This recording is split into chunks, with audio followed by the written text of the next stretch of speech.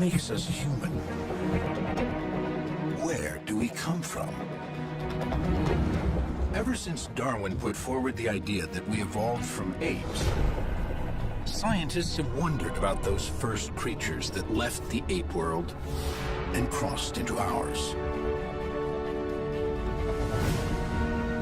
In the last 50 years, fossil finds have filled in some of the many blanks in the story of our evolution. But the bones of our ancestors are few and far between, allowing only glimpses of how we slowly changed over millions of years, from ape to human. Now, in South Africa, in caves dangerously deep underground, two new species of hominid, our human ancestors, have been found. There it was, right there. One of the most spectacular early hominins ever discovered lying on the surface of a cave. And not just a few bone fragments. It's everywhere. Here, there are thousands. It's just absolutely incredible the amount of bone that's coming up. Ah, beautiful.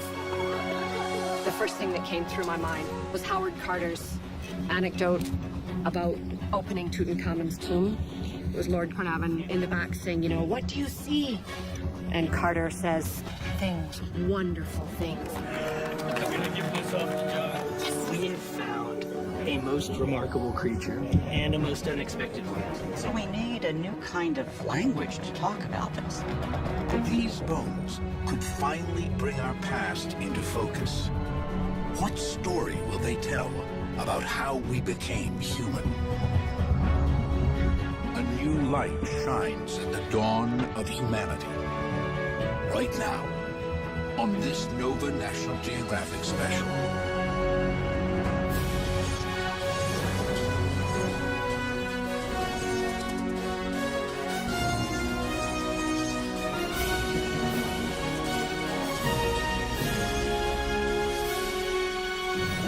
Major funding for NOVA is provided by the following.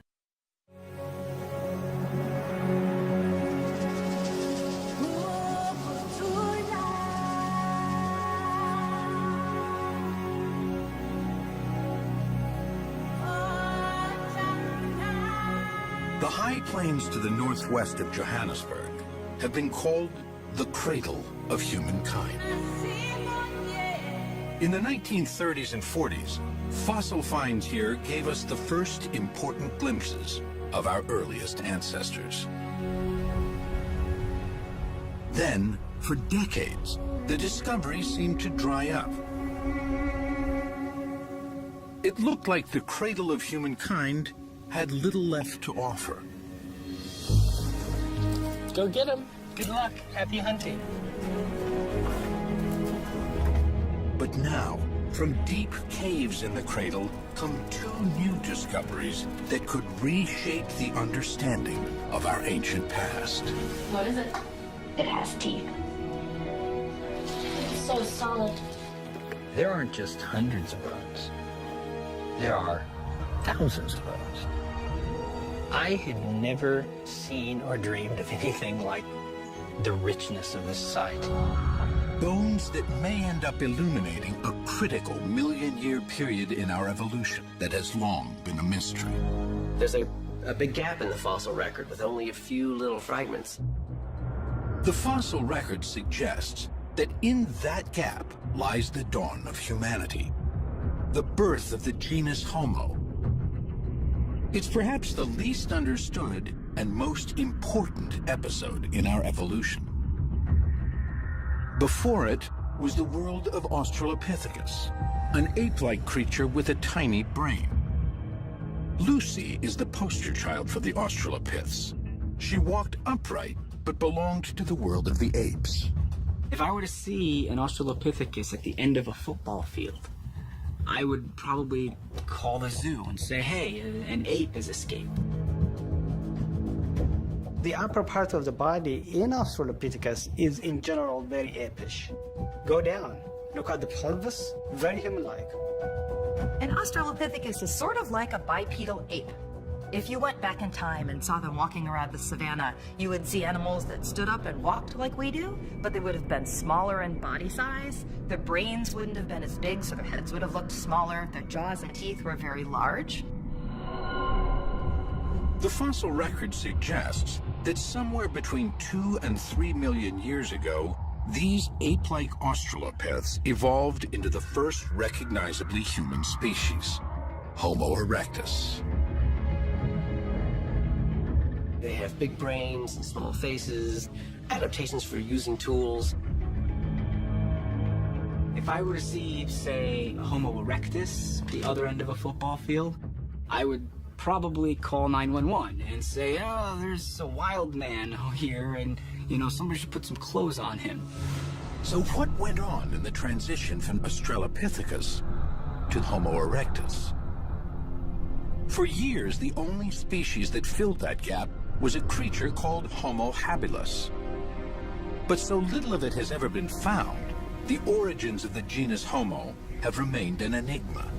The greatest mystery facing paleoanthropology today is to try to understand how, when, where the transition from Australopithecus to Homo occurred. And what we don't know is what happened between Australopithecus and early Homo. That's one of the big mysteries right now we're trying to solve.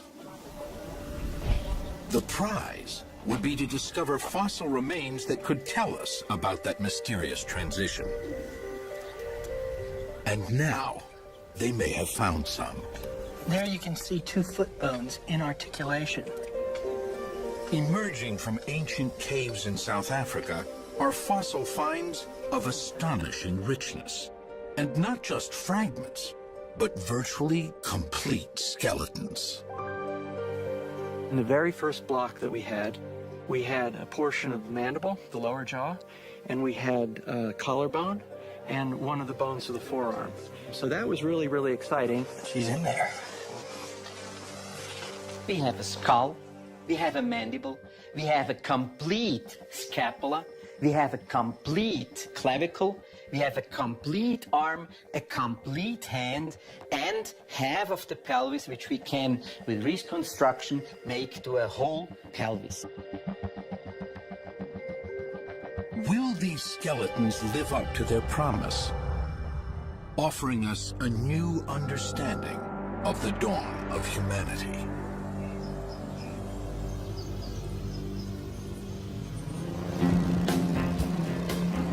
In August 2013, South African Pedro Boshoff was out of work.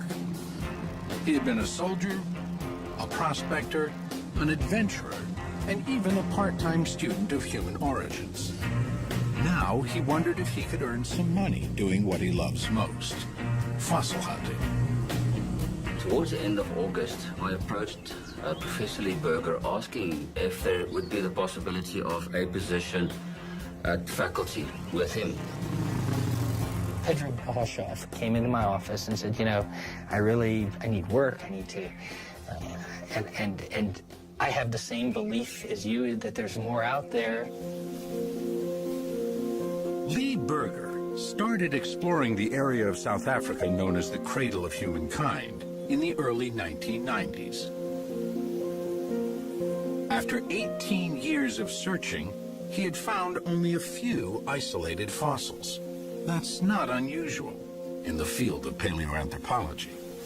These early human fossils are probably the rarest sought-after objects on Earth. We in paleoanthropology sit in one of the few fields that probably have more scientists studying objects than there are objects to study.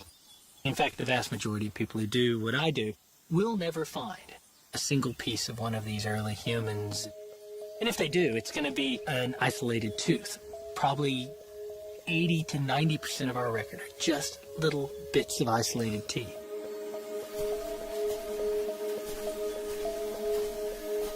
Just to the northwest of Johannesburg, the Cradle of Humankind is riddled with limestone caves. Some have already yielded fragmentary fossils of our remote ancestors.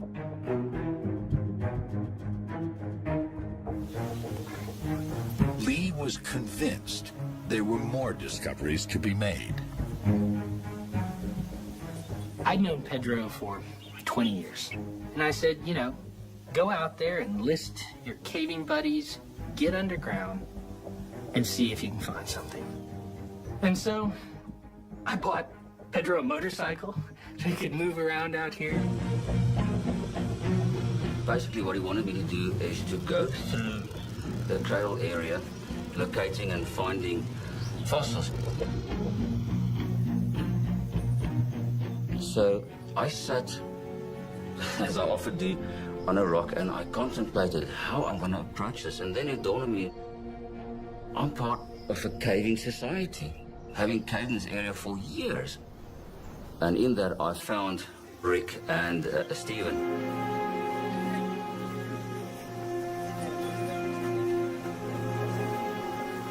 I asked them to systematically work their way through caves and holes towards the east of the cradle while I was busy working in the west. We often don't look in the places that are most familiar to us because we think we know them well. I call it backyard syndrome. And so I said, you know, start right under our noses. Go to the most well-known places. On September the 13th, 2013, Rick and Steve decided to look into a cave system they thought they knew well.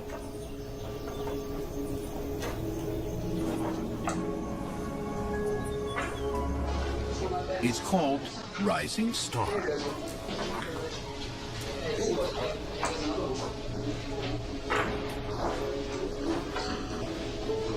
It's an amazing cave. It's got a bit of everything. There's tight squeezes, some great climbs, beautiful formations.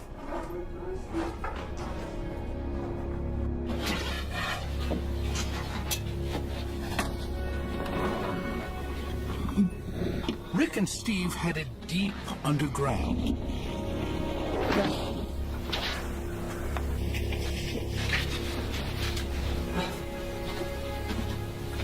Wanted to show Rick a great climb in the cave called the Dragon's Back.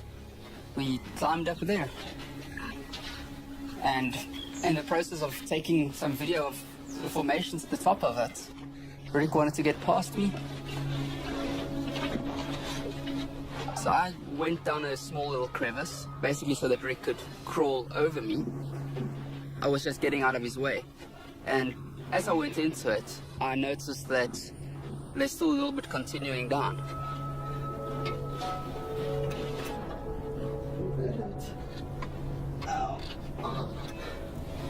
Once in the crevice, Steve realized there was nothing below his feet.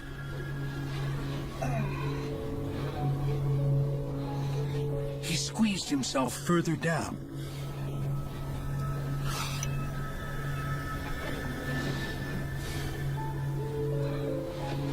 Every time you go down, it just goes a bit further and a bit further and a bit further down. You squeeze your body in so that you don't slip, and you feel around for a grip.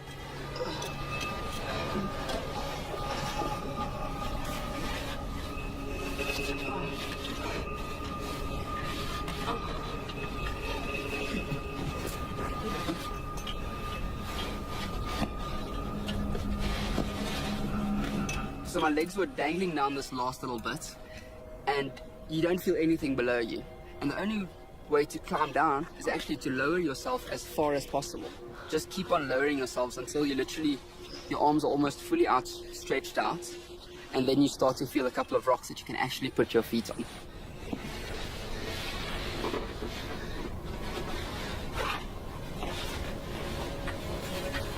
He emerged into a hidden chamber.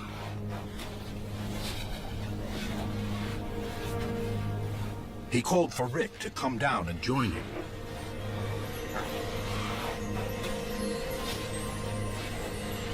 They could see massive rock formations above their heads.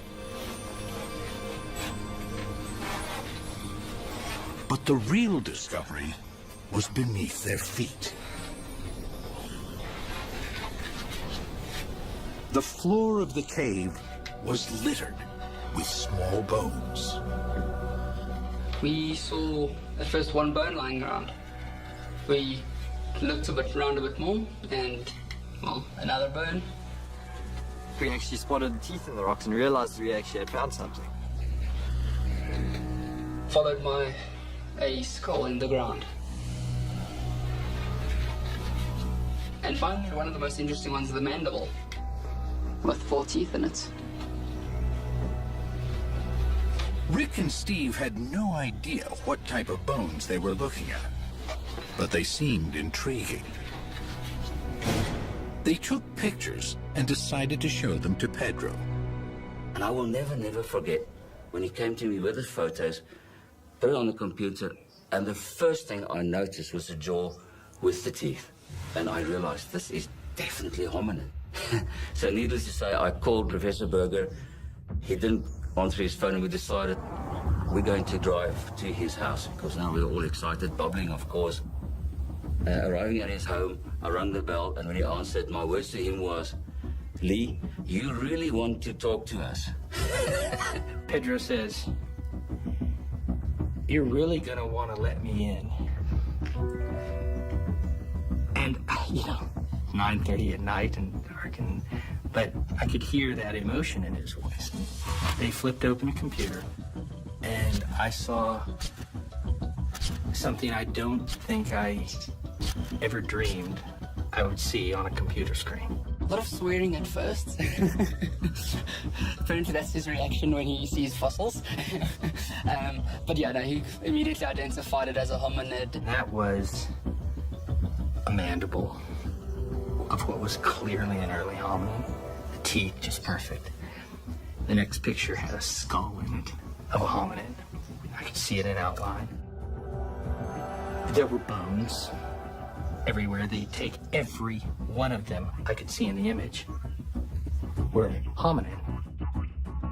I was a bit in shock because it all went like a car crash for me. It really did. Black and white, and I have only visual, not audio.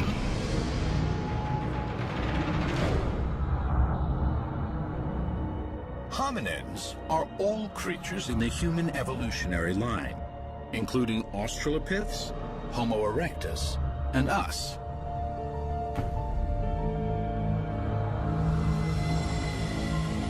When his shock faded, Lee immediately turned his mind to the question of what type of hominin this might be.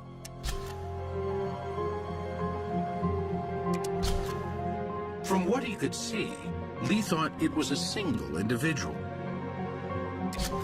Probably one of those Australopiths that came on the scene some 4 million years ago.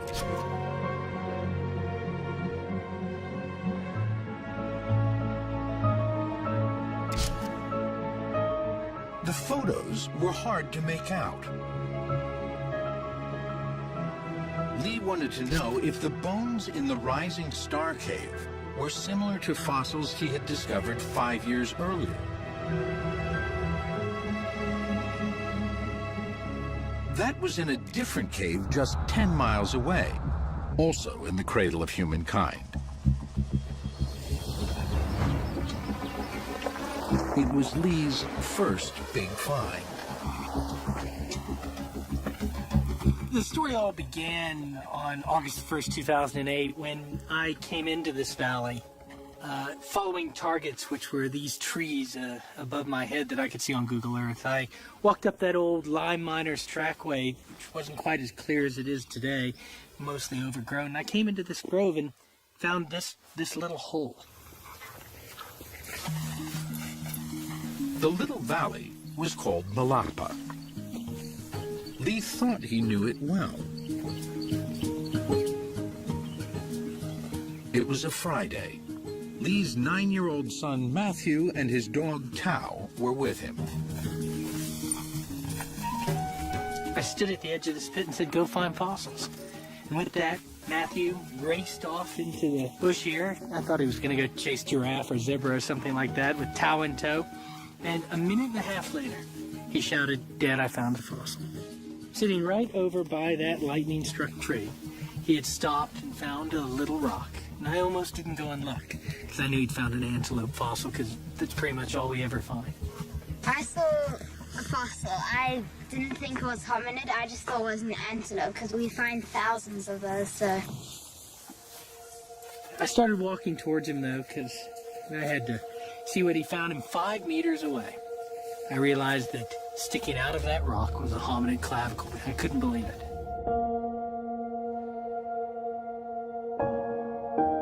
I took the rock in my hand and I was turning it, trying to think what else this could be. And as I turned the back of it over, there, sticking out of the back, was a mandible and a canine. And that's when I realized that an extraordinary thing had taken place. After almost 20 years of searching in the cradle of humankind, Lee finally had a major discovery. He had his son to thank, but also a crew of Welsh miners who had come through the valley 100 years ago. And they'd come through this area looking for limestone to build Johannesburg. And they would blast these caves apart looking for that rich, white, pure limestone. And they'd burn it and make cement out of it. In the 1880s, Johannesburg was a gold rush town, little more than a collection of shacks. But it sat on some of the richest gold seams ever discovered. As the gold kept coming, so did the gold prospectors. The town grew, and construction crews were desperate for limestone, essential for cement and gold processing.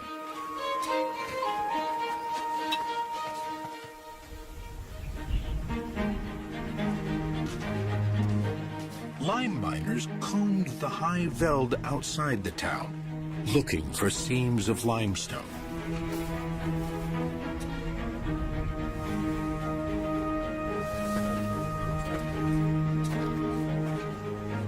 Although they likely didn't know it, these seams concealed remnants of ancient cave systems and were full of fossils.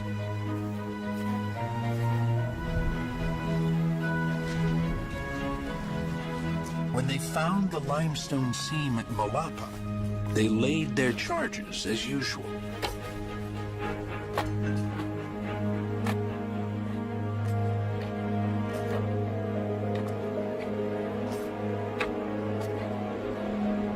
They came in here and put in 3, at the most 4 blasts. One right below me here, one over in the side, one over there that I can see.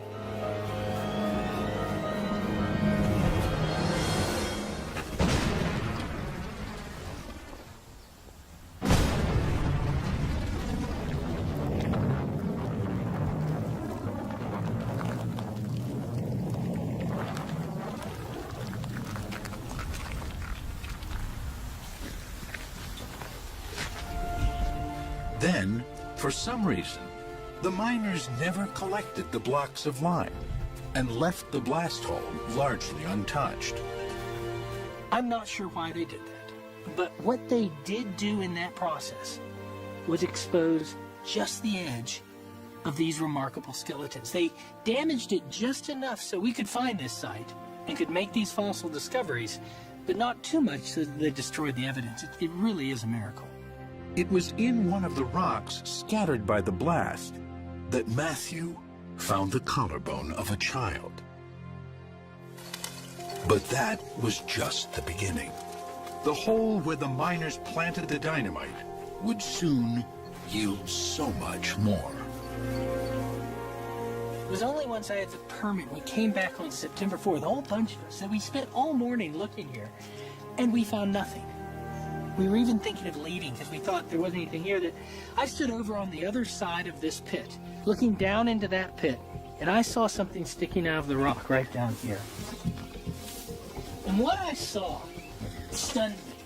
And I climbed down the pit and looked right over here, and there, sticking out of the wall, was the proximal humerus of a hominid. I couldn't believe it. I did my PhD on those. I climbed closer, and as I got closer, I realized there was a scapula, the shoulder blade in place, and I came even closer and put my hand on the wall, right here, and 2 hominid teeth fell into my hand.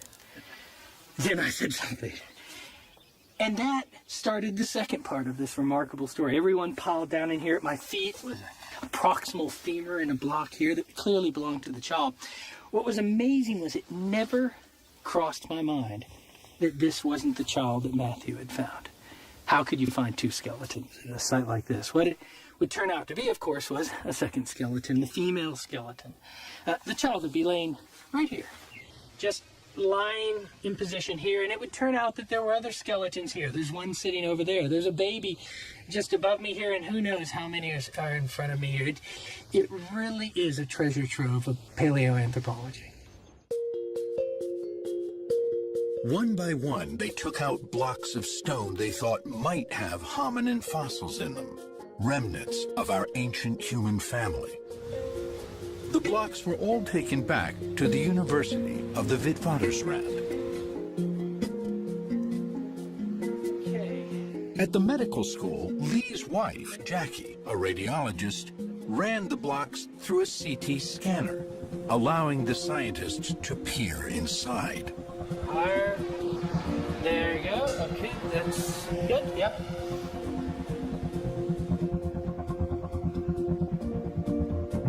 What one of those blocks revealed was stunning. A slice came through, and you could see an entire skull. I was dumbfounded. I could not, in my wildest dreams, believe an entire skull could be sitting in this little rock. Then began the painstaking job of freeing the skull from the rock that had encased it for possibly millions of years. It took me 3 months to get it out. I was the first one that saw this. And you can't describe it to anybody. It's beautiful. I mean, it's been in the ground for 1.9 million years, and you're the first person to see that. I thought, well, you're beautiful. I basically brought this boy back to life. Finally, the skull was free.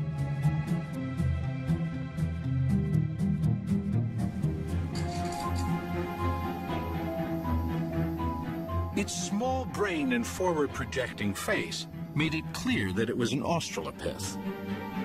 But details of the teeth and other parts of the skeleton made it unlike any found before.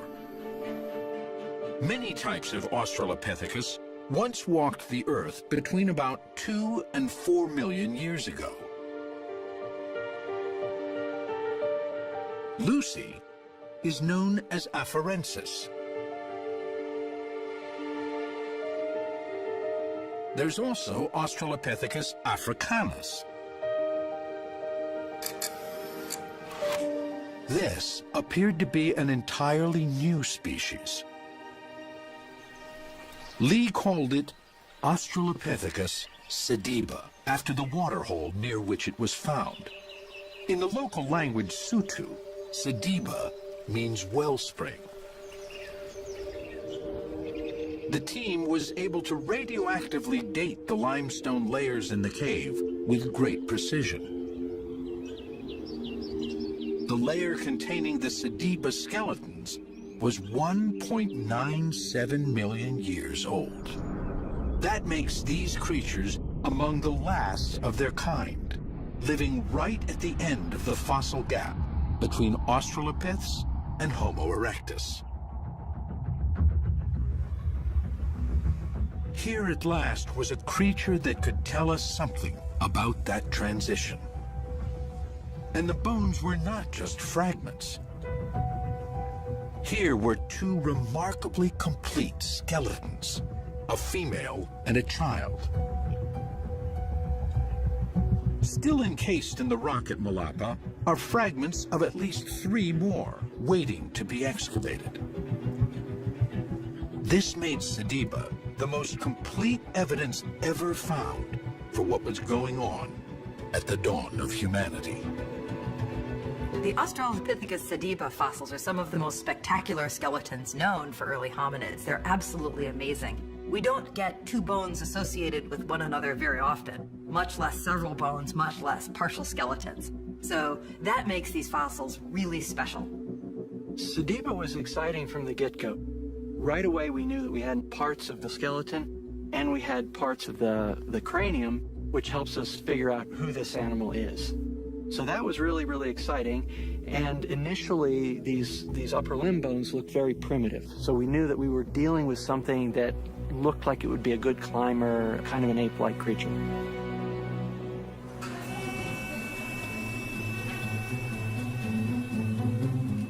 Peter Schmidt's job is to reconstruct Sediba's skeleton.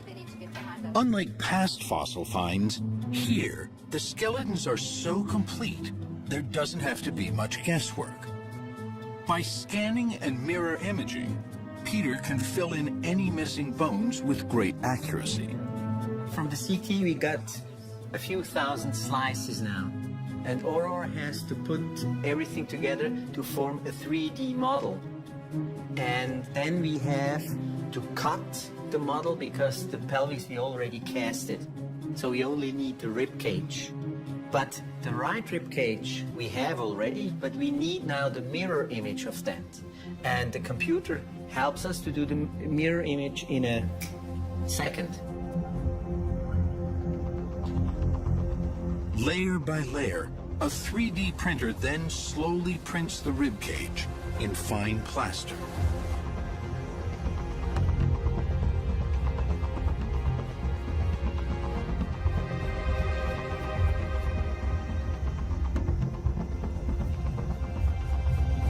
Wow, beautiful.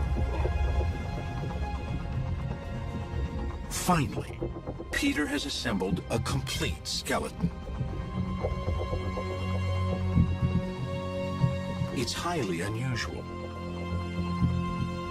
All Australopiths are a mix of ape and human, but Sediba has a unique mosaic of features scientists have never seen before in the same creature.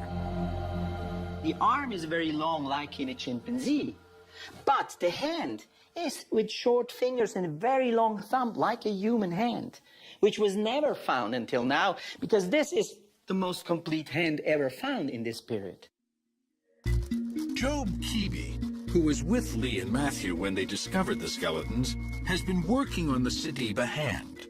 He's found an unusual combination of ape and human features here, too. What's special about Sediba's arm and hand is that we know Sediba has a very long arm, which is more chimp-like. But Sediba has a very human-like hand. For example, Sediba has a thumb which is longer relative to the other fingers, which indicates a human-like condition.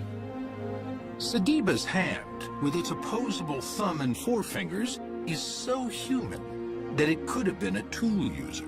But since no tools were found, that remains only an intriguing possibility.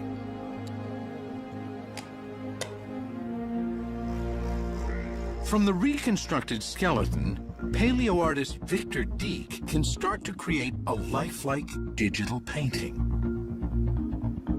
By virtually applying tissue thickness markers carefully calculated from the known facial tissues of living primates, he can build up a realistic impression of Sediba's face.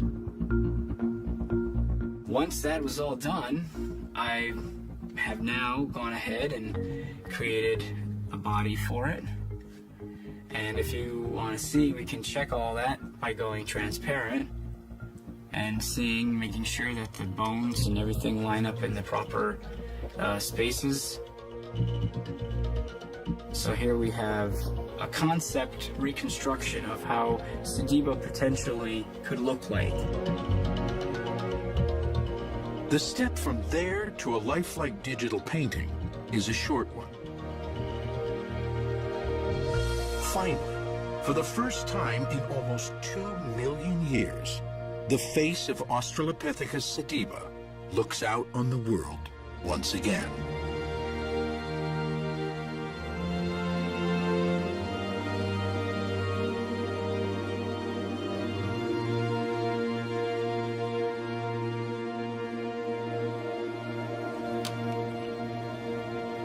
But the true revelations will come from the bones themselves. Because they are so well preserved, these fossils will give scientists unprecedented insights into the lives of these ancient creatures. Everything from what they ate to how they died.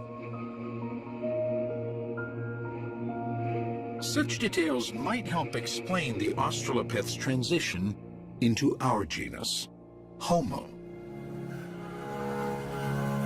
They might also prove or disprove a highly influential theory about the dawn of humanity.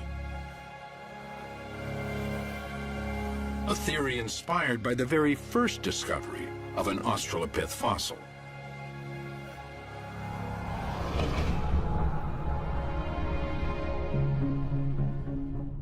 The year is 1924. Anatomist Raymond Dart teaches at the University of the Witwatersrand in Johannesburg. His hobby is fossil hunting, but he never imagines he will find a human ancestor. Nobody at the time believes we had evolved in Africa. Well, in the late 19th century, fossils were found in Europe with the Neanderthals. They were found in Asia with the earliest known examples of Homo erectus. No one really had a sense that anything interesting occurred in Africa. Darwin and Huxley predicted that our origins would be in Africa based on comparative anatomy. You know, they looked at the skeletons of chimps and gorillas, and they looked at ours, and they went, well, they're so close to us, and they're more close than anything else, so it must have been Africa. And then the sort of second generation of evolutionary biologists shied away from that. They started to find fossils in Europe, they started to find fossils in Asia, and of course that tied in very nicely with sort of racist, imperialistic thoughts of the day. They couldn't abide the thought of it being in Africa. In late 1924, Raymond Dart receives a package. He sees it's from the mining town of Tong in South Africa's Northwest Province. And in that box is a fossil. And this is a game-changing fossil.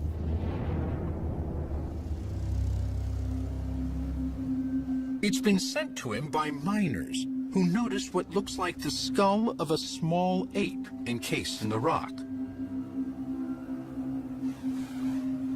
Dart is fascinated.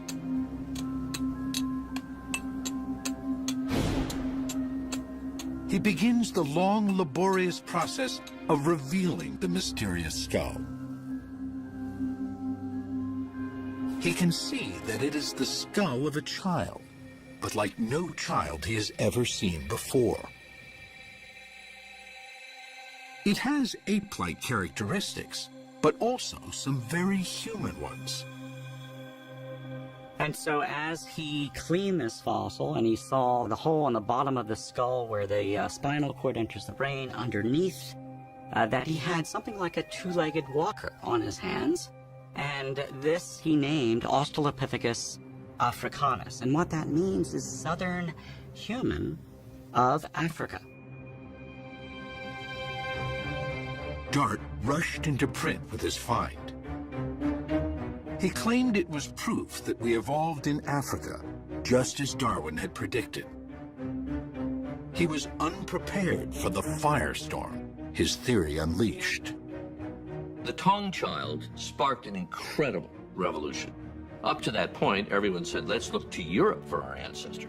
It was unthinkable that anything as important as the emergence of humans could have happened in Africa.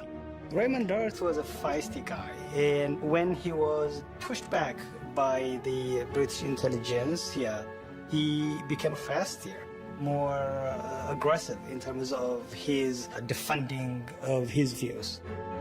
Most scientists disagreed with him. He really was seen as an outsider, but it absolutely set the ball rolling for one, paleoanthropology as a field in Africa, and two, vindication of what Darwin and Huxley had predicted with actual fossil evidence.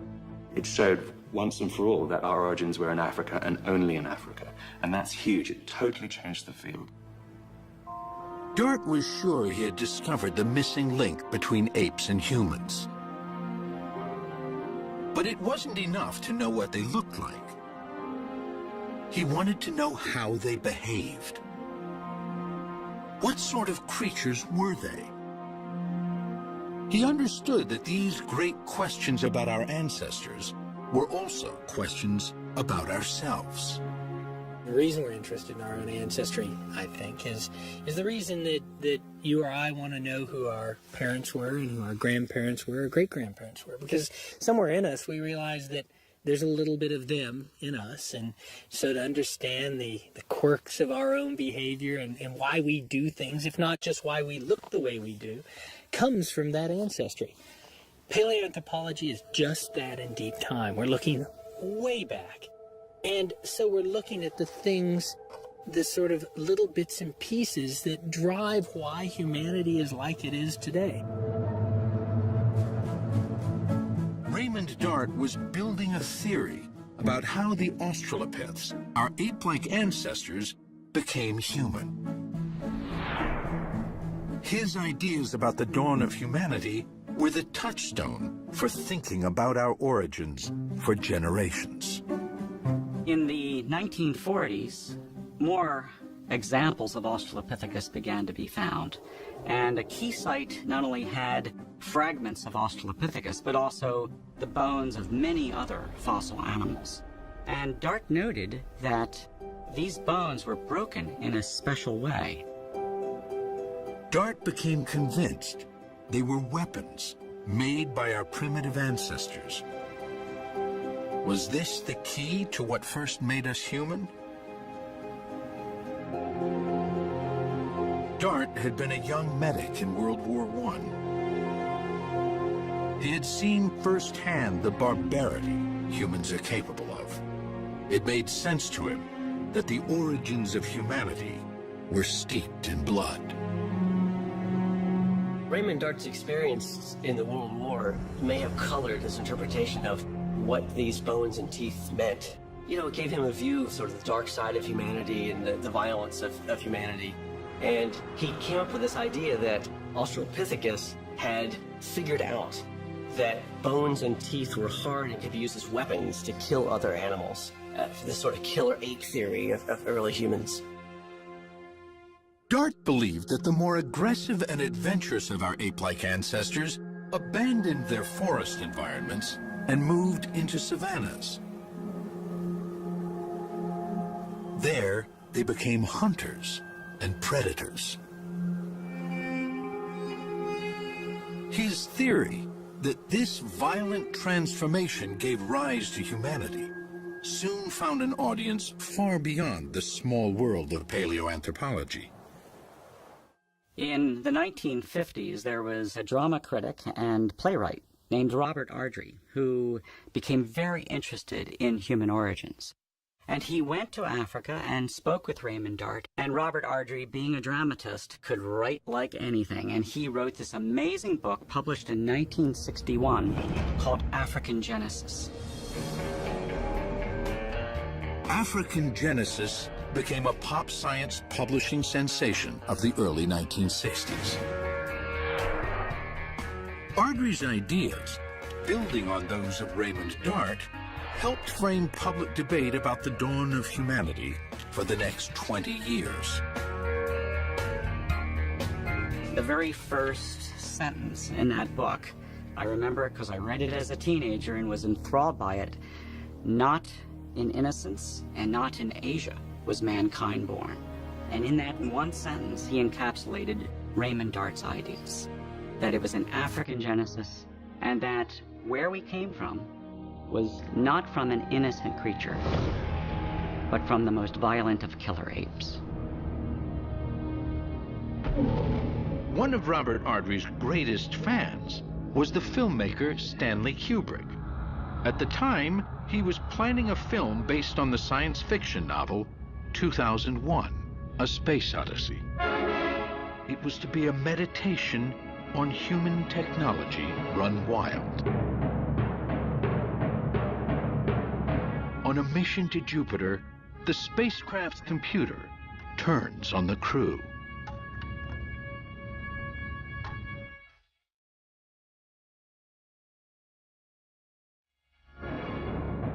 At the beginning of the film, our ancestors discover the first technology.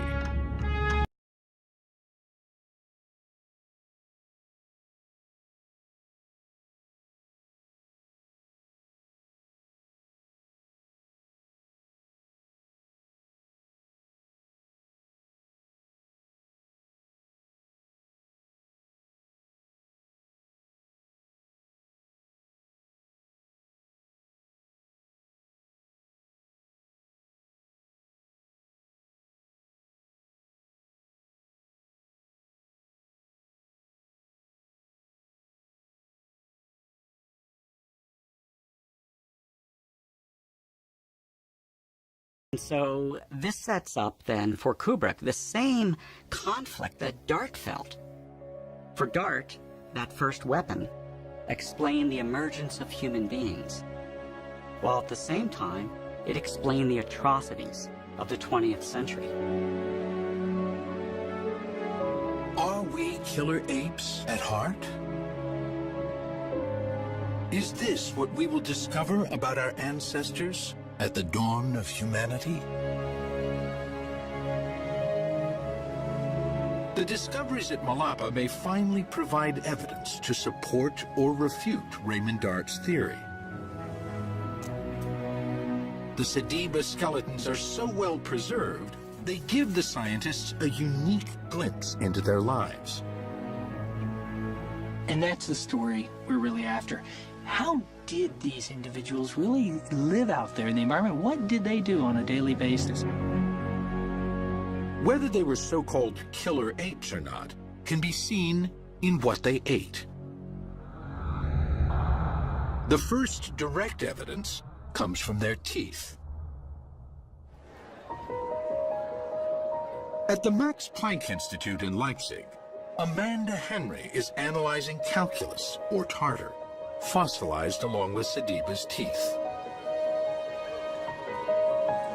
Calculus is what happens when the bacteria in your mouth form a film on your teeth. So it's this very thick, layered, heavily mineralized material that forms around your gum line and all sorts of surfaces of your teeth. And as it forms, it traps bacteria and proteins and remnants of your food inside. Just like the tartar dentists remove from our teeth, the calculus from Sediba's teeth provides a snapshot of what they were eating. So once I have the calculus here in this little powdered form, I'm going to dissolve it in a little bit of a weak acid. And then we're going to rinse that acid off, and hopefully what we'll be left with is microremains with this mineral matrix removed. And then we'll look at that under a microscope and see if we can identify what was in the calculus.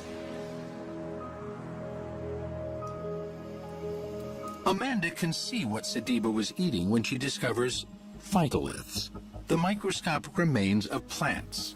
Well, this is a phytolith that we recovered from the calculus of the Sediba individuals. And we have a couple of examples here, all from different plants that this individual ate. Here, at last, is evidence that will help support or disprove Dart's theory. Well, this is the first time that we've had direct evidence of the kinds of foods that any Australopith ate.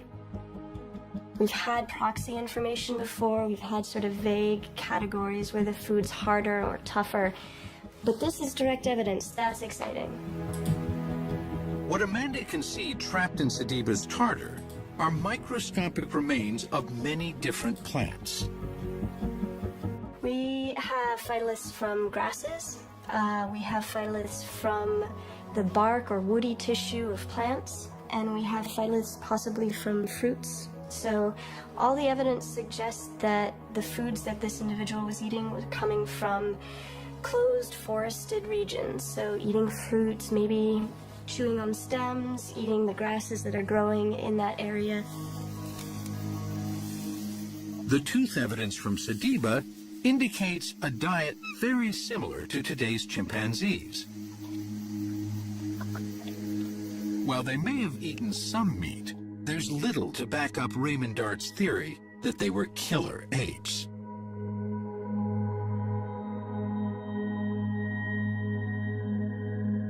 So later scientists came and looked at the evidence and found that there were tooth marks in the skull of an Australopithecus individual. And that was just really compelling evidence that Australopithecus, maybe instead of being the predator, was the prey.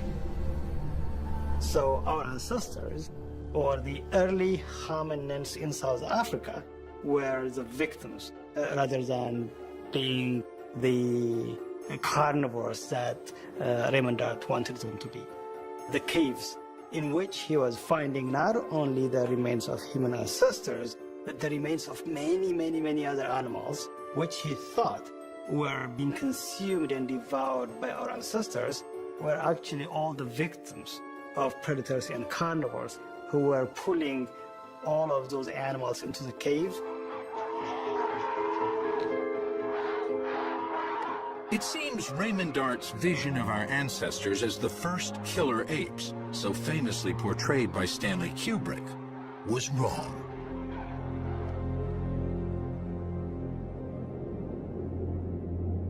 The Sediba's skeletons are so well preserved, they offer the team a chance to investigate not just the lives, but the deaths of these individuals. They can analyze the 2-million-year-old death scene almost as if it were a forensic case. I mean, we're looking at the preservation of organic material here. These animals are articulated the way they died. The breakage patterns may often be a result of the moments before or shortly after their death. So far, the team has excavated the skeletons of a female adult and a child. So the female is this one, and the juvenile is all the bones in blue, all of these. But they were found very close to each other. Aurore Val has been creating a virtual reconstruction of the scene at the bottom of the cave. Besides the Sediba skeletons, there are the skeletons of many other animals, too. How did they all get there?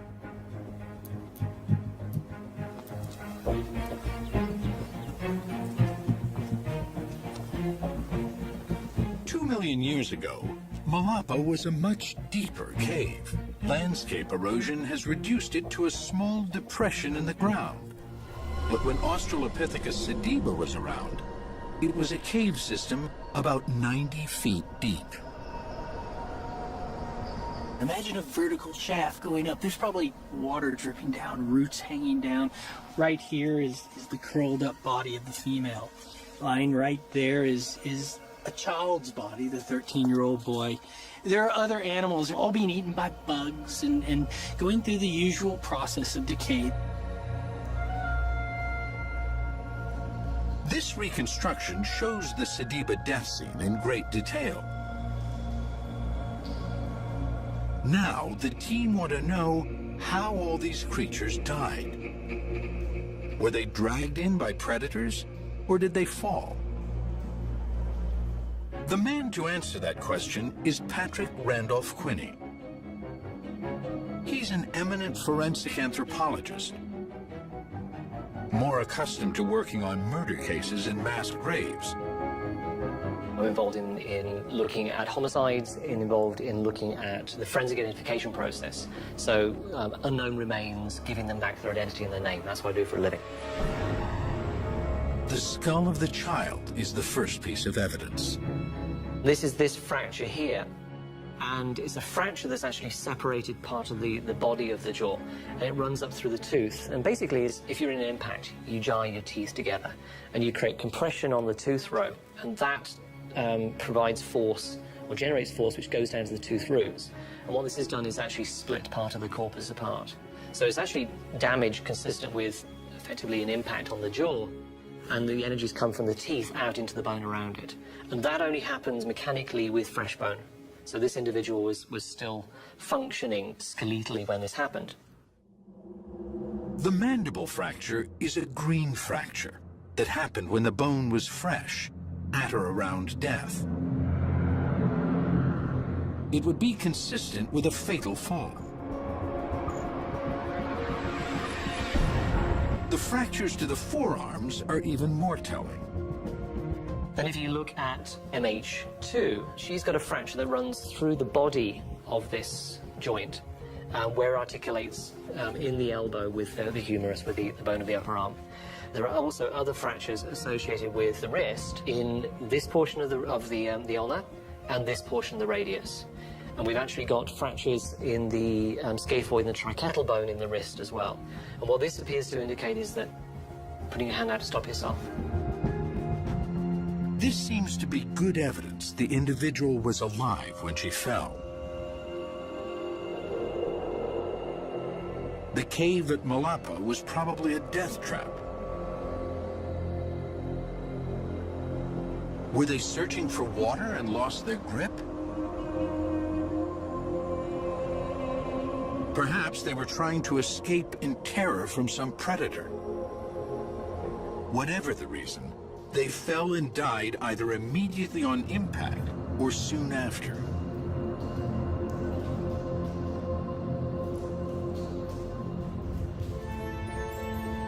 It appears that mud then buried the bodies, and as it hardened, kept them from disintegrating. This is why they were so well preserved. Then began the long, slow process of fossilization, in which all organic material in the bone was replaced by minerals. Today, the Sediba fossils are still yielding insights into the Australopith world of almost 2 million years ago. But the most tantalizing question of all is still unanswered. How did these primitive creatures evolve into more advanced human ancestors? To find out, scientists need to find perhaps the most elusive fossils of all, the first members of our genus Homo. For decades, the only fossils that came close were the fragmentary remains of a creature called Homo habilis, handyman. In the early 1960s, fossils discovered from Olduvai Gorge in Tanzania by the Leakeys led to the definition of a new fossil species in our evolutionary tree, Homo habilis, handyman. And what was significant about that is that stone tools were connected with what Leakey proposed as the first human, a member of our lineage, the genus Homo. Like most scientists at the time, Louis Leakey thought our evolution was probably a gradual linear process, a single chain of species becoming progressively more human. He decided the key event that made our ancestors cross the threshold to humanity was not the invention of weapons, as Raymond Dart believed, but tools. Since Homo habilis seemed to be the first toolmaker, he declared it the first member of our genus, Homo. Here at last was the link between the ape world of the Australopiths and the human world of Homo erectus. So there was always this gap between Australopithecus and later members of the genus Homo, like Homo erectus and Neanderthals, and we didn't really know what species in that gap would have looked like. And then along in the 1960s, along comes Homo habilis, and it's slightly bigger brained, it's probably a bit more bipedal, and of course it had these stone tools associated with it. And it was argued very strongly to be a contender for early Homo, and it was instantly controversial, and it's still controversial to some people today. It's a bit of a mess. Because it became clear, probably in the 1990s and moving into the early 21st century, that Homo habilis, we really didn't know what that was. One of the main reasons for classifying it as human was that it was found with tools. But that is now looking less like a defining characteristic of the genus Homo. We now know that even the more primitive Australopiths had the capacity to use stone tools. Zariah Lemziget, who discovered a 3 million-year-old Australopith called Dikika Child, has found what he believes to be evidence of stone tool use in the same period. if you were defining Homo habilis as a tool maker, tool user, then what do you make of it when you see that Australopithecus was doing the same thing? We know that there is rudimentary stone tool use, not stone tool, but stone use among living chimpanzees. The confusion surrounding Homo habilis has grown. It's been compounded by the fact that so little of it has ever been found.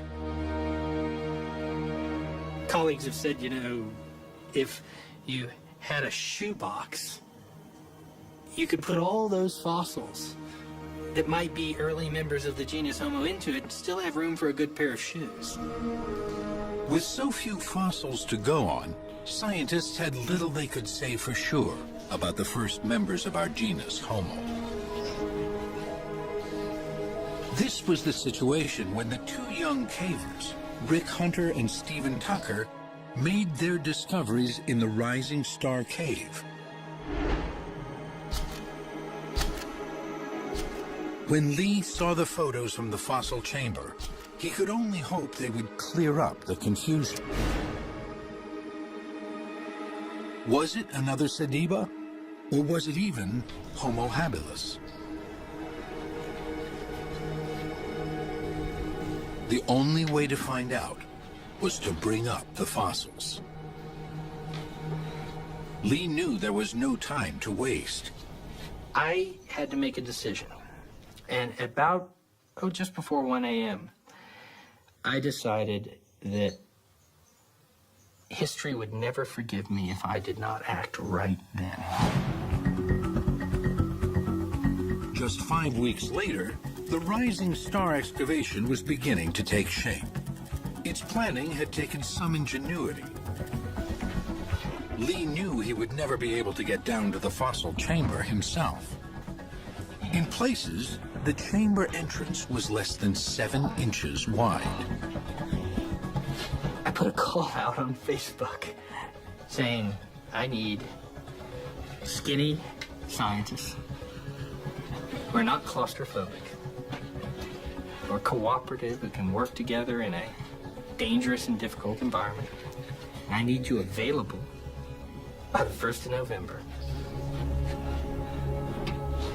I saw Lee's Facebook post, actually, and on a whim, I applied for it, and the next thing I know, I got asked to interview, and from there, just things started happening really quickly. I saw a call that came out on Facebook from Lee that was looking for skinny scientists, skinny paleoanthropologists that weren't claustrophobic and that would be able to fit into a slot that was about 18 centimeters.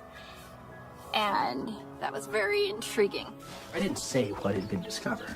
I didn't say anything about what I thought it was.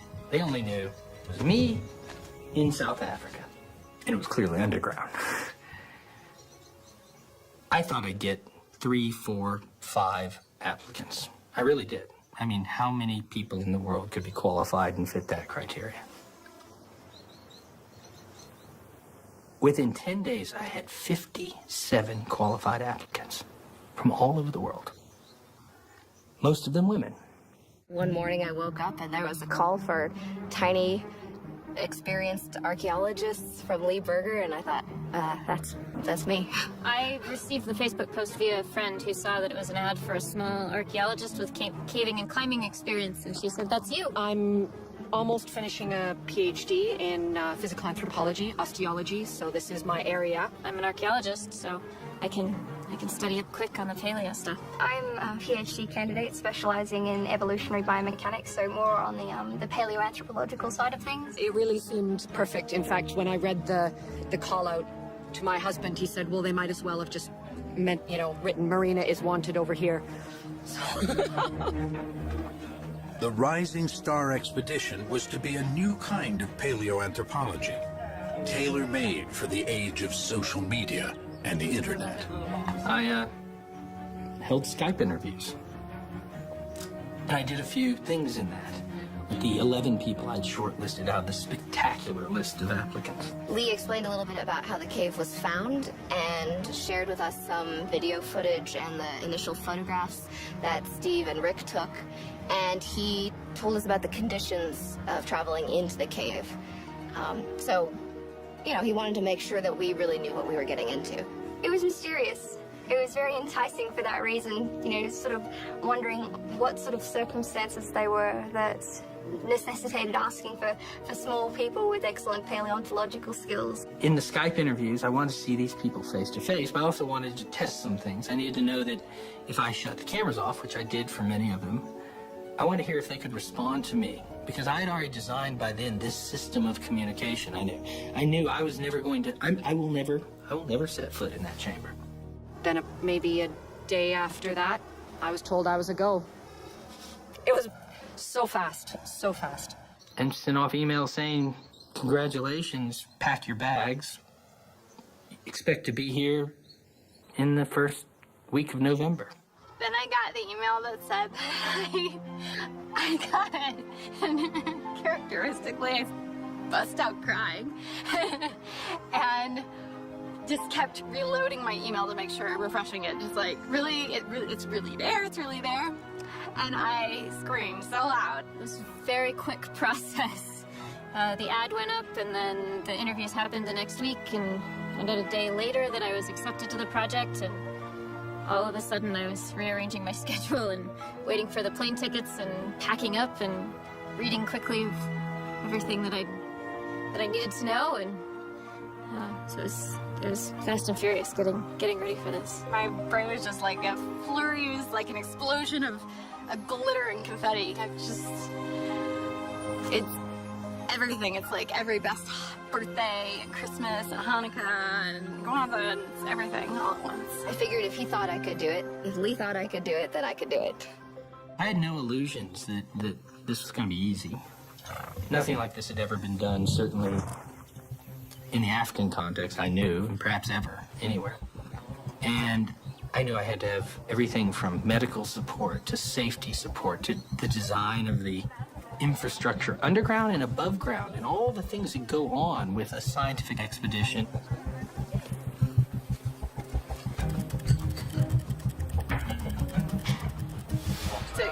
Yeah, let's get it back. As the camp was set up, Pedro, Rick, and Steve readied the cave for the excavators. There should be a caving bag in it. Yes. Safety lines, lights, cables, and cameras were installed. The possibility for accidents was ever present. Lee rehearsed safety procedures over and over again. Critical issues, no one panic. Yes, we see her. A command post was set up, from which he could watch virtually every part of the cave. I really began to get a feel for what I was putting these young women into as the cavers who were laying over 2 kilometers of cable. And I think they were terrified, and I was terrified. They were still untested. We took them through the caves, testing their capabilities in this system. And so we reached the 10th, which was my intended day of going in, and we tested systems. Everything worked. It was a little sloppy, but it worked. We tested safety. It all worked. And by the early afternoon, we were ready. You'd be surprised. I'm actually a person, gentle soul. Is it weeping in the corner like a golem? Marina, Becca, and Hannah have been chosen to go down first. Still, nobody knows exactly what they will find. I've seen a skull. I've seen the other pieces. I am pretty sure that we have got quite a lot of a skeleton of at least one hominid. That, of course, waits to be seen, and it's going to happen pretty fast now over the next several hours.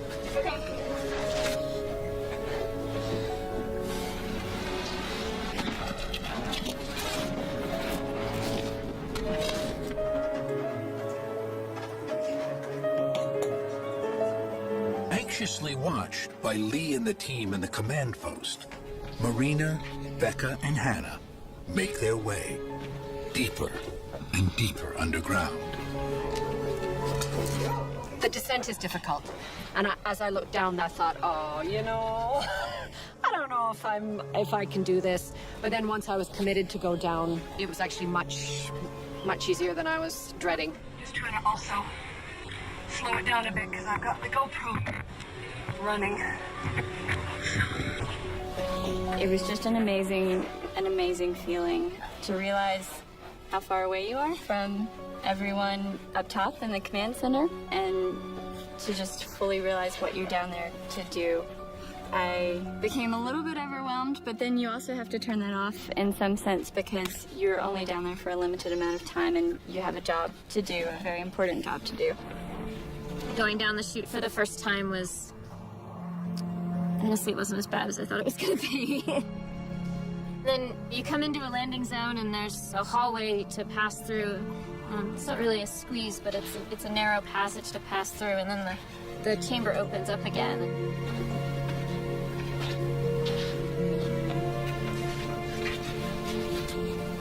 This is the entrance to the cave here. So you start by descending down, a fairly narrow shaft and some tunnels. You get down into an area here. This is what we call the Superman crawl, which is a very narrow crawl. You have to crawl on your stomach for about 3 meters. Then you enter into another chamber. This is what we call the Dragon's Back. So that's the ridge climb with the sort of 4 or 5 meter drop on either side. You get up to the top of Dragon's Back and you end up at the top of the chute, which is another sort of tunnel access that then you start the 12-meter descent into the chamber. And so that's this area here.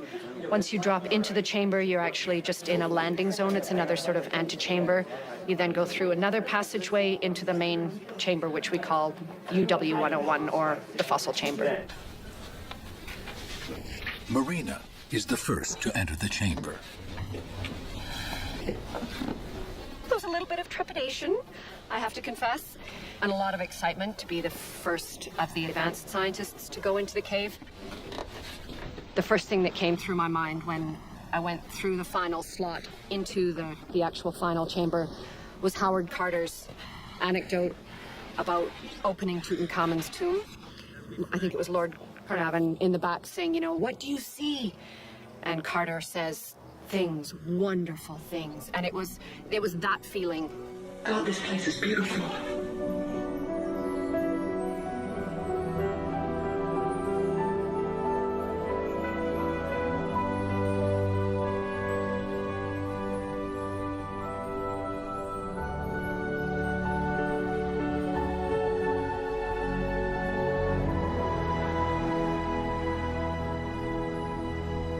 First of all, the cave is beautiful, just geologically beautiful. And then you look down and there was just a sea of bone. And it was obviously just not regular bone. So, yeah, it was amazing. Amazing. And then I saw them enter this chamber. And we got the camera set up, and you could see their feet moving. And it was surreal.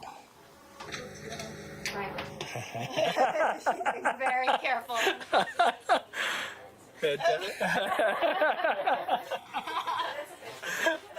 Fantastic. There we go. Skull is being flagged. You can see the skull here. She's now flagging the mandible, and then the process started. The process of doing science began. So we'll put pin number 1 right beside the mandible, and that's where we'll concentrate. Okay. Okay, das ist super. Okay, thanks. Bye. Yeah, that's perfect right there. Okay, you can start scanning. Okay, scan.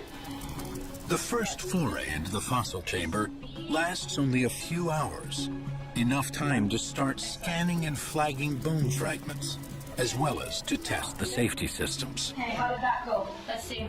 It's mapping right now. Finally, it's time to bring up the first precious fossil, the mandible. They're coming. Yeah, I see what looks like a mandible in the middle there, on the right. That looks fantastic.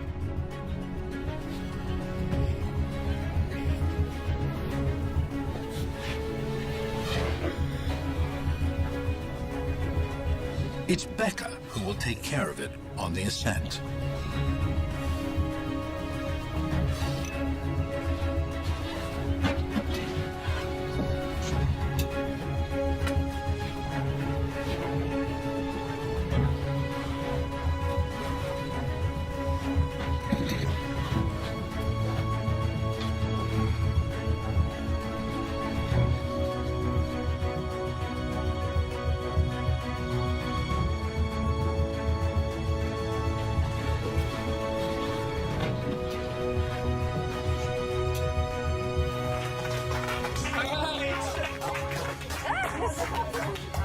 You got the fossil, huh? Now we have everyone else. Everyone's out. Rick's out safe. They're all out. Everyone out. Well done. And so first their safety and that they were out was just this enormous emotive relief. And then the sense that they'd actually got this thing. So now I was going to see for the first time what all of this was about. When they opened that little box and we unwrapped this thing that they collected, every great idea we had went out the window. Gone. You know, suddenly we didn't know what we had. When he had first seen the jawbone in Rick and Steve's photos, Lee had decided it probably belonged to an Australopith.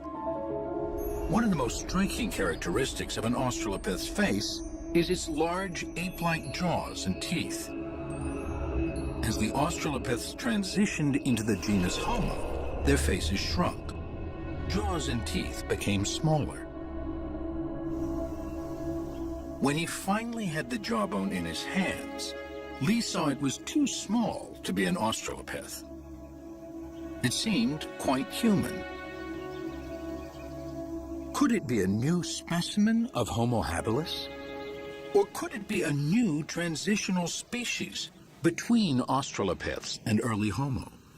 These are the questions on anatomist Peter Schmidt's mind as he studies the mandible from Rising Star. You have this molar teeth and a very strange use of the frontal part here, and luckily we got another piece. So with these two pieces we have a hemimandible which is complete, and then we can put on the mirror image and we have sort of outline. Peter can then compare it to the mandible of Homo habilis. I will take this away, and you see this is the tooth row of Homo habilis. You see also that these are massive teeth, but the tooth row is straight and we have a very strong shells here. The mandible from Rising Star is clearly more curved. It's not Homo habilis, and it's not Australopith. They don't know what it is.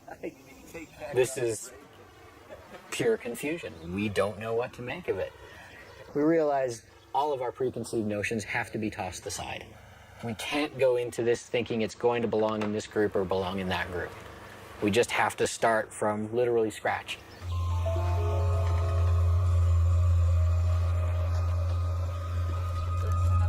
The team hopes that as more fossils emerge from the cave, the confusion will clear up. It's so solid. There is reason to be optimistic. Each descent reveals more bones. Where once they thought there might be one individual, they now see evidence of a whole lot more. It was probably a couple hours into the first day when we realized it also wasn't one skeleton. Another femur. I remember it started with a second femur from the same size.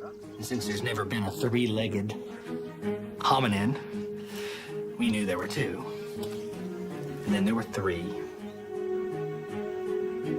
I think it was by day 2 there were 4.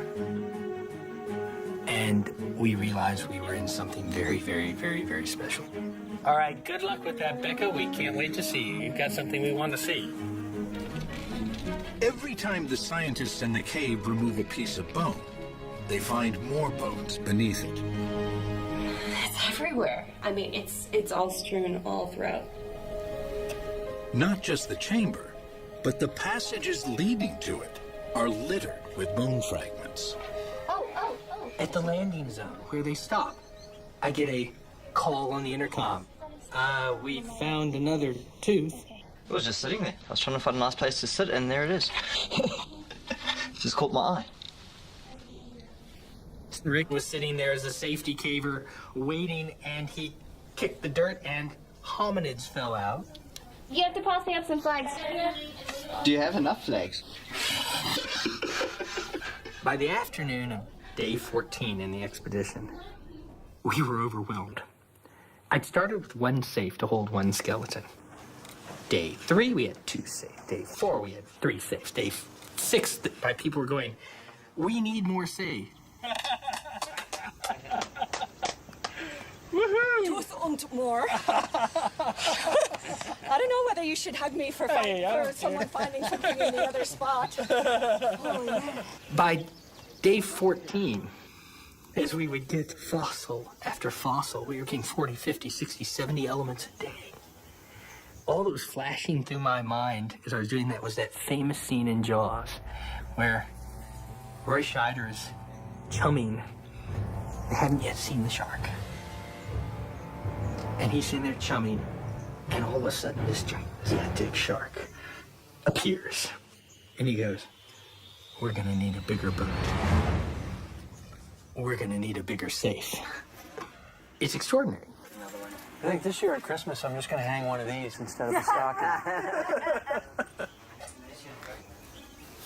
As the fossils accumulate in ever greater numbers, a picture of the creature of the Rising Star Cave begins to emerge. This is part of a juvenile pelvis. Yeah. Yep. Yeah. Thigh and hip bones tell them it was an upright walking biped, but its gait was primitive. From what they can see of the exposed skull, it is small, not much bigger than a chimp's. I'm gonna have to tell them to leave that alone. But the teeth and jaws seem more advanced, homo-like. The team's excitement grows. It's beginning to look as if they have found another species from the dawn of humanity. But on which side of the Australopith-Homo divide will it fall? One of the key fossils that will tell them that is the skull. They are saving that until last. Distance is perfect, and I can see Martin too. Recording. In the meantime, another extraordinary fact is becoming evident. There are no other animals in the cave. All the fossils are human ancestors. This is unheard of. It was pretty surprising that something completely normal to every other excavation I've ever been in on the continent of Africa, everyone I've ever heard of on the continent of Africa, wasn't happening here. We weren't getting anything else other than hominins. When early hominins are discovered in caves, they're always found along with the bones of other animals that have either wandered in and died or been dragged there by predators. They're mixed with antelopes, generally in huge abundance. Then you get, depending on the circumstance, some carnivores and other bits and pieces and rodents and the stuff that accumulates when things die and are eaten and are dragged into caves. Apart from the bones of a solitary owl, there's not a single other animal in the Rising Star chamber. Only hominids. So how did these creatures get in there?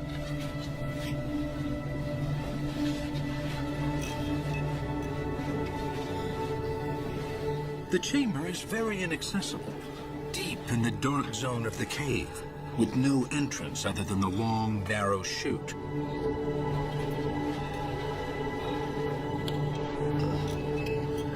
the team believes it likely was just as inaccessible 2 million years ago.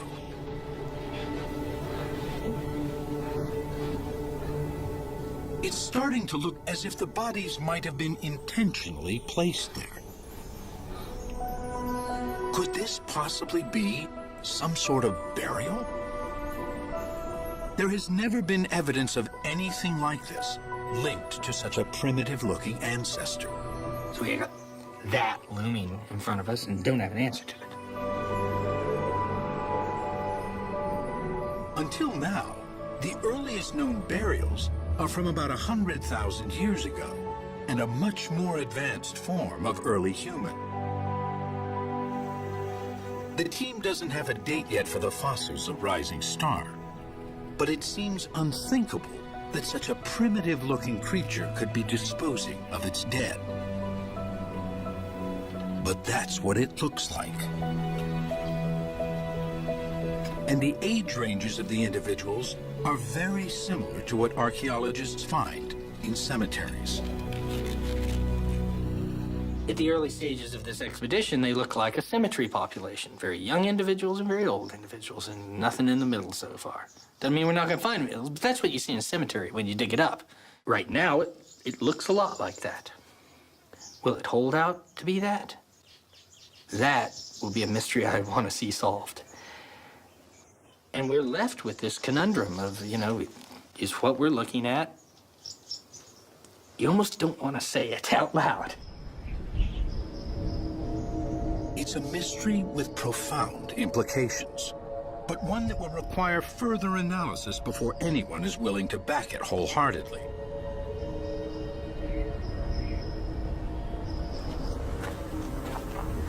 The excavation is now approaching its third and final week. Perhaps the most important bone has been left until near the end: the skull. Its shape and the size of its brow ridges will be crucial in telling them whether the creature of Rising Star is Australopith or Homo, human. We're gonna go ahead and bite the bullet and take that skull out, okay? Yes, good. If only because it gets it out of the way. Yes, I know. It's like... Not because you want it out or see it, right? A couple of reasons we want to get it out. One, the skull can tell you a lot. It can tell you cranial capacity. You start getting an idea of the shape of the skull. Is it Australopith-like and pinched in the front, or is it rounded, more like a human, or is it something in between? Does it have a sagittal crest and neck? We want to see that skull. No way. And also the skull was probably the most complex initial extraction. It's fragile. It's a thin piece of bone. It could break apart. We needed to know whether we could get something like that out. And we need to get it out, see what was underneath it. Whether this was a skeleton or whether there were lots of individuals associated with each other. So there was all this tension. And it was a lot harder to extract than we thought. Hopefully try not to destroy. Oh, I'm sure you'll find plenty. All right. Stage on in after her. Good luck, everyone. Have a blast, huh? Thank you. Will do. All right. Let's get you something here. Go get them. Good luck. Happy hunting. Thank you. Enjoy topside.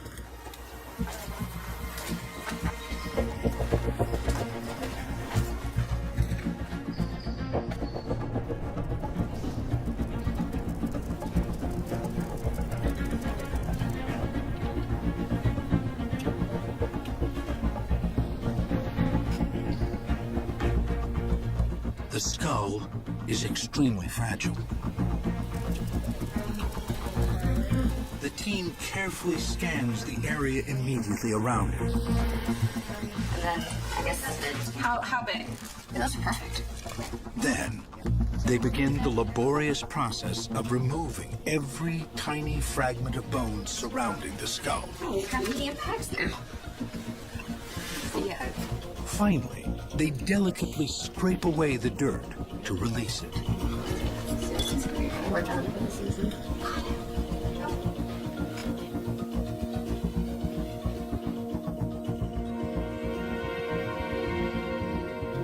Everyone was feeling all these points of tension around the science of the skull when we knew it was imminent coming out. We only had 2 people down at the bottom. and they were working on it, Becca and Marina, and working and working and working, and finally, and we kept trying to call them out. They wouldn't come out because they knew they were that close to the extraction, and eventually it did come out. That's it. That's it. With everyone holding their breath, praying that it doesn't break, the skull fragment is finally lifted and delicately placed in a box.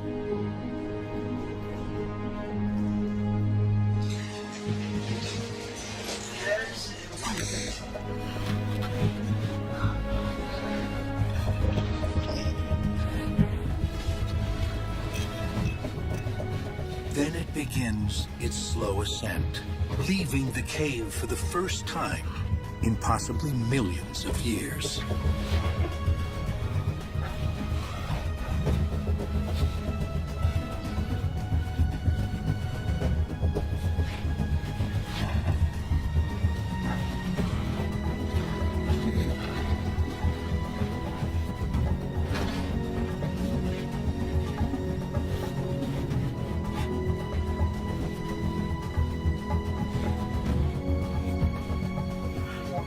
Yeah, that's right. He's holding the box, so he can't do this. He's got to be much more careful than that. Yeah.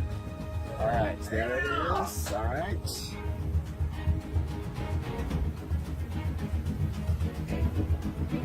How fantastic. Wow. And all of those scientists piled back in. All of the people who spent so much time and so much energy coming to this moment went back in there. And they lined up in the most difficult places, up the dragon, back to basement, where they knew there was a risk that it could get damaged. If dropped, it could get destroyed. And this huge team effort occurred as they handed this off from one to the other, as it moved its way from this dark recess where it's been for however long it's been, to the entrance of the cave, where those of us not privileged enough to be able to get into this system had to wait. Huge tension watching this passage on the cameras until there it was. There you go, folks. Let's go get him. Great moment.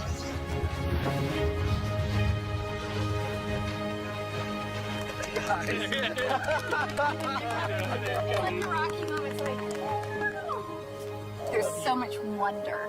No one's bored, no one's too academic to hold it in. Everyone is just brimming with childlike excitement. Would you hate me if I took this before I hugged you? Please take it. Oh, well done. I don't even want to hug you with that. I'm going to give this off to John. I'm constantly sitting there and stopping myself and going, oh my God, this is like, it's old. It's probably the first time this fossil has seen the light of day or in millions of years. And so I'm continually sort of having to stop and just think for a moment and sort of revel in it. It's the moment everyone has been waiting for. They hope the skull fragment will be the telltale piece to identify the creature of Rising Star as either an Australopith or a member of our own genus. Looking at a left frontal, so it's this part, the orbit, and then part of the brain case just behind the orbit, and that is a very important piece. Large orbital ridges with indentations behind them would indicate Australopith. Smaller brow ridges with evidence of a more rounded skull would say Homo. We do have our genus. We do. We have our genus with that. This is indisputably Homo. Yes! The team's verdict is clear. They have a new member of our genus.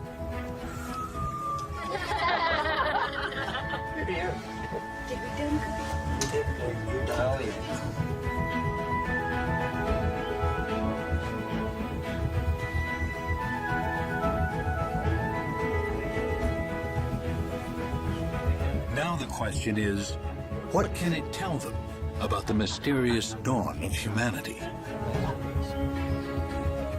We are certain that this is in the genus Homo, our genus, and we are certain it's a new species. And that's where we are right now. The idea that we've discovered a large number of individuals, males and females, young and old, of a new species in the genus Homo.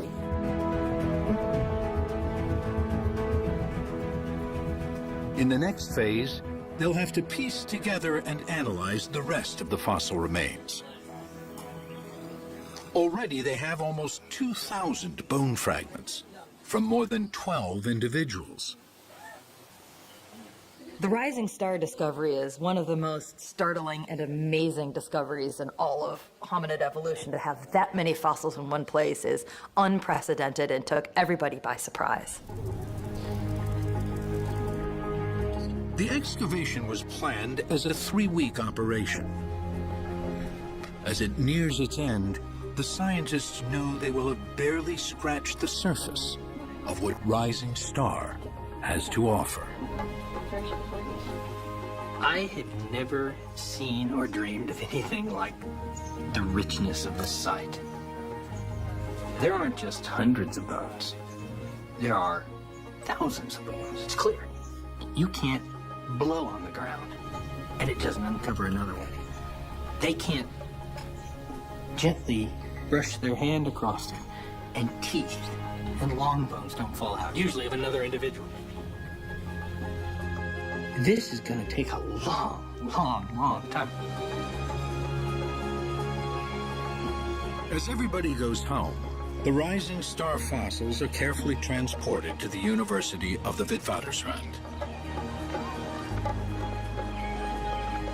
It was here, 90 years ago, that Raymond Dart sparked a firestorm by declaring that the dawn of humanity was in Africa. It seems fitting that it is here, too, that the mysterious early humans of Rising Star will begin to tell their story. At a symposium 6 months after the excavation, researchers meet for an intensive analysis of the fossil material. They're in the analytical phase here. They're in the diagnostic phase. And it's been an experiment in, working together with bringing together some of the brightest minds on the planet with some of the most current data sets to analyze over 1,700 fossil hominin remains that we recovered only last November. And it's been fantastic to watch. I mean, it's this constant energy of science. And you can almost feel it in the room right now.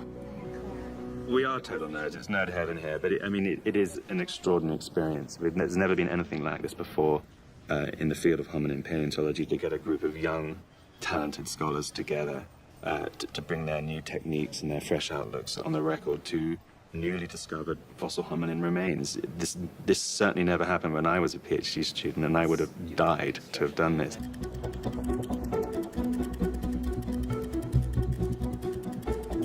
As the analysis goes on, the bones from the Rising Star Cave are finally ready to be presented to the world.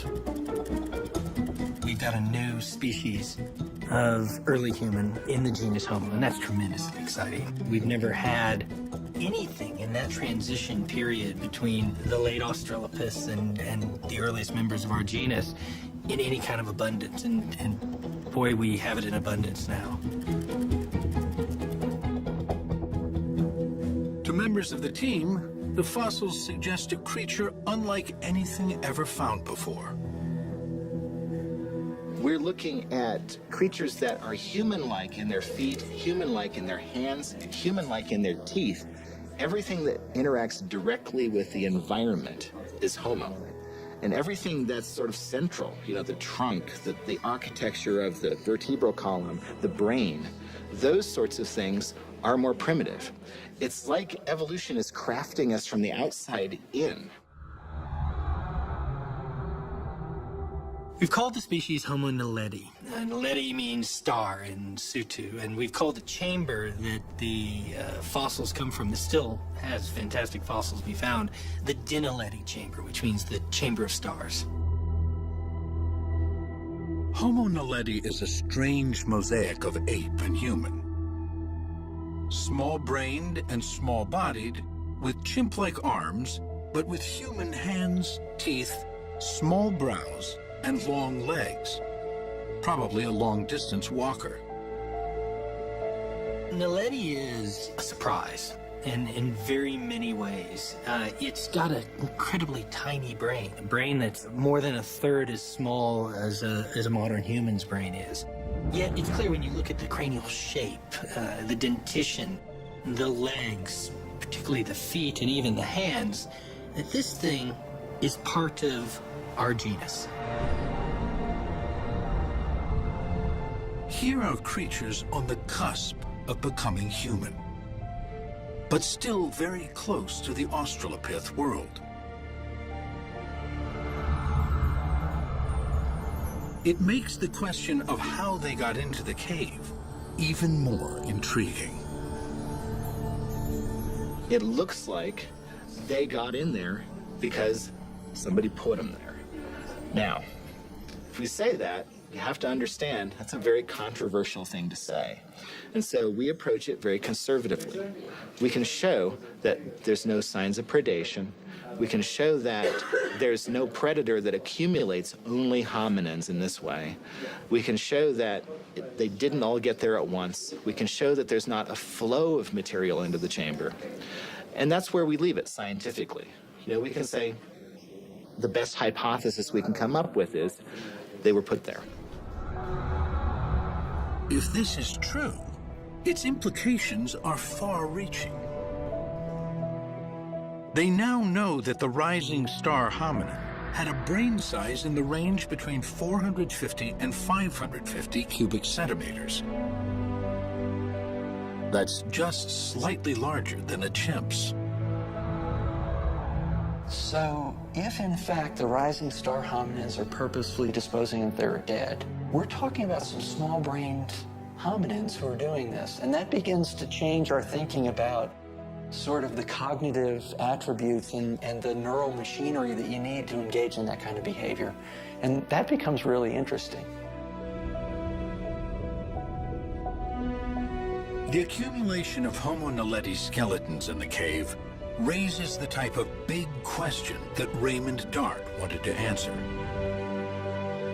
What type of creatures were our primitive ancestors? If the Naledi skeletons have indeed been intentionally disposed of, some sort of burial, it would indicate already quite advanced social behavior. This fits with new ways of thinking about the transition from ape to human. Many scientists now believe that a key element of that transition was the growth of ever stronger cooperation and social bonds. Psychologist Michael Tomasello has spent a lifetime comparing the social behavior and capacities of chimpanzees and human children. Well, there's social and there's ultra-social, and all mammals are social to some degree. Great apes are especially social in the sense that they form long-term relationships with others and have bonding relationships with others, and they groom, they support each other in fights. So they're very highly social creatures. But a lot of it is organized around competition. So a lot of it is organized around coalitions to fight over food and so forth. And in humans, we of course haven't lost our selfish and competitive streak, but we've become so much more cooperative. Not perfectly cooperative, but much more cooperative. The fact that we can sit in an airplane with 300 or 400 individuals of breeding age that we aren't related to and not rip each other apart is a uniquely human character, and it was evolved on this landscape behind me because Africa's a harsh place, and we as early humans had to evolve cooperation in order to survive here. We didn't have big canines and sharp claws. We just had each other. Humans are the most highly social primates ever to walk the earth. We bond and form relationships far more complex than any other primate. So if the rising star chamber is indeed a burial, perhaps this would suggest that here at the dawn of humanity, those more complex social bonds had begun to take shape.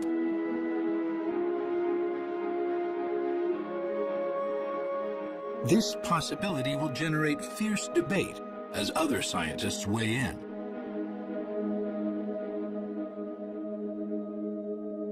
But how do these discoveries change the narrative of human evolution? There's an old refrain in paleoanthropology. You know, people always say we need more fossils, we need more fossils, we need more fossils. But the fact of the matter is more fossils just complicate the picture. One compelling question to be answered is, where do these new fossil ancestors fall on our family tree?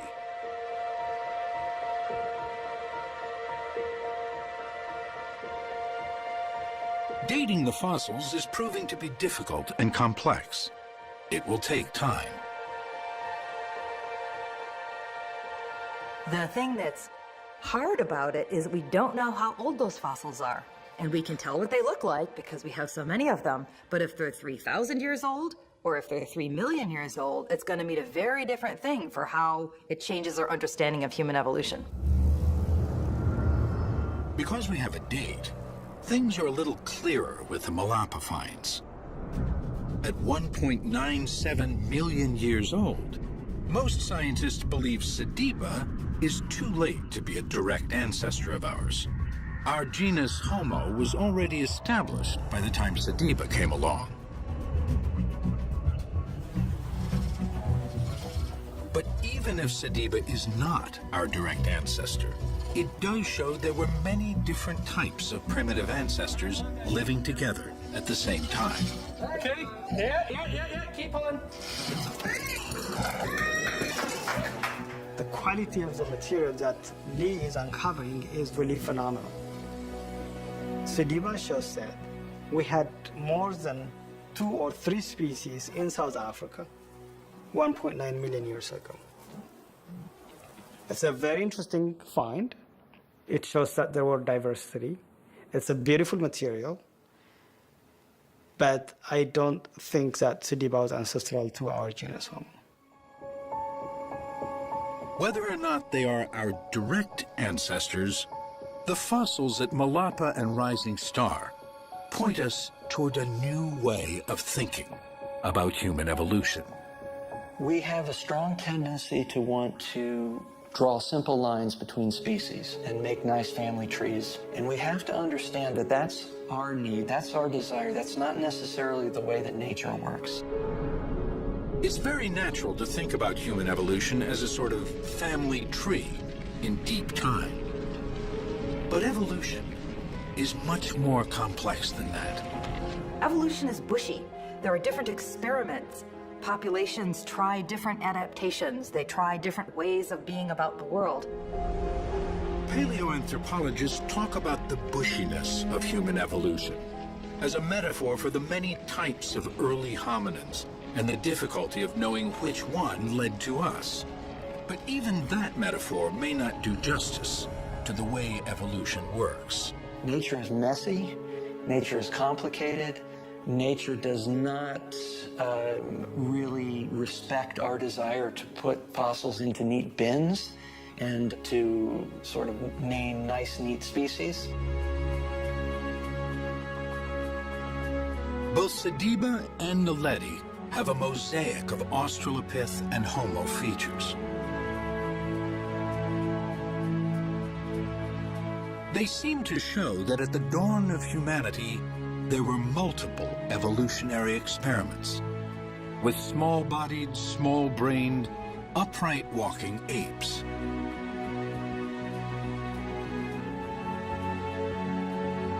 Scientists now know some of these varieties of late Australopith and early Homo lived together at the same time. And some of them may have been interbreeding. These aren't fully formed species, and there's a lot of interbreeding between these groups.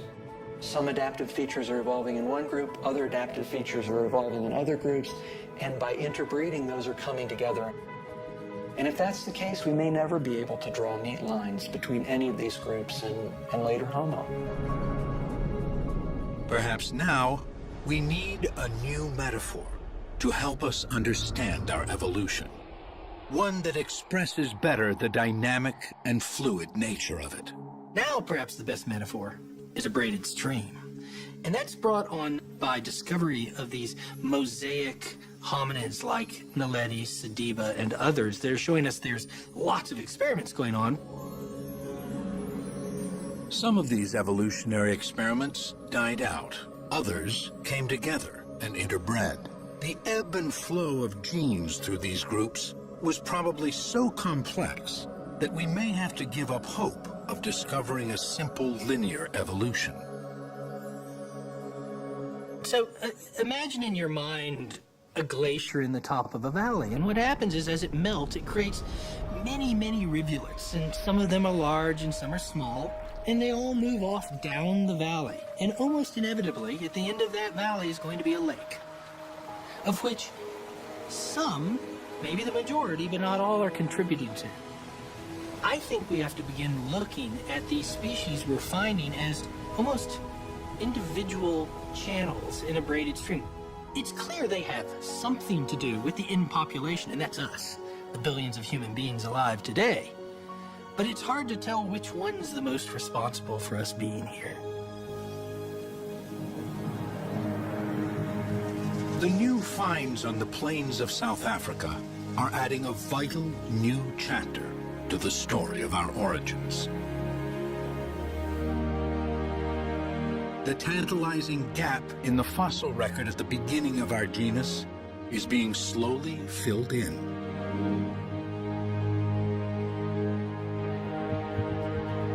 Finally, there is light at the dawn of humanity.